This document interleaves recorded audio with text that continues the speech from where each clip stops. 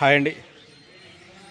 తెలంగాణ రాష్ట్రం సూర్యాపేట జిల్లా చింతలపాలెం మండలం చింత్రియాల గ్రామంలో జరుగుతున్నటువంటి జాతీయ స్థాయి ఒంగోలు జాతి వృషభరాజుల బండలాగుడు బల ప్రదర్శనకు ఈరోజు నిర్వహించే పాలపల్ల విభాగానికి వచ్చినటువంటి యామర్తి శైలేంద్ర గారి పాలపల్ల విభాగం ఎత్తులో యామర్తి శైలేంద్ర గారు దాచిపల్లి మండలం పల్నాడు జిల్లా వారి జత.